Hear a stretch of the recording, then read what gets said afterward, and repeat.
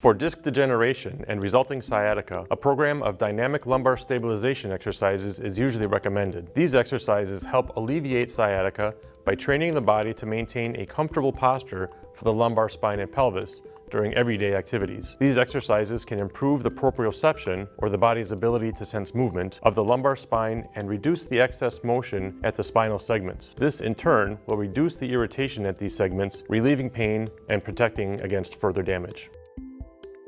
Let's do the pelvic tilt. The pelvic tilt is an important technique because it is the basis of many of the other exercises we will be doing later. To begin the pelvic tilt, lay on your back, keep your knees bent with your feet flat on the floor. Now think about pulling your belly button in towards your spine. Your back will automatically flatten towards the floor. As you pull your belly button in, your pelvis will roll up towards your chest. Be very careful not to push with your legs to make your pelvis roll. This is a position you will hold while you are performing many of the other exercises. Now we will perform the prone leg raise exercise. To begin, lie on your stomach and pull your belly up towards your spine again, locking your pelvis into position, similar to the pelvic tilt. Keeping your legs straight, slowly raise one leg at a time, only an inch or two. Again, try to avoid letting your pelvis rock back and forth. To make it easier to monitor your pelvic motion, it is often helpful to place your fists under the front of your pelvis.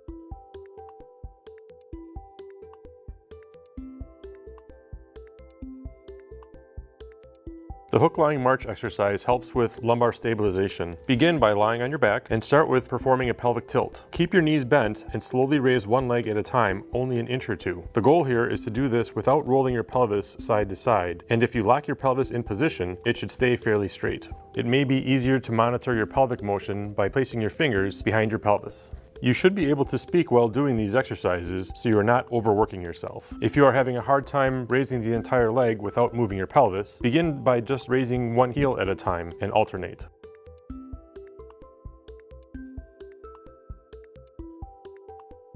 To advance the hook-lying march exercise, perform the same leg movement, but keep your arms straight up towards the ceiling. Now lock your pelvis in position, and as you raise your left leg, drop your right arm down over your head. Return to the starting position and alternate sides. Don't let your pelvis tilt up or arch your back. Your back should stay relatively still while performing these exercises.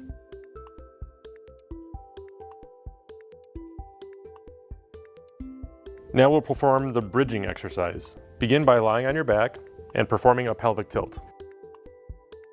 Raise your hips up in the air while keeping your trunk straight. Don't roll your pelvis up first. When done correctly, everything should leave the floor together and come back to the floor together. At the top, do not arch your back. Try to remain as straight as possible through the trunk. To advance the bridging exercise, place your arms across your chest and start with performing a regular bridge. Once at the top, keep your trunk and thighs still and straighten out one knee at a time, alternating each leg. Be careful not to let the pelvis drop.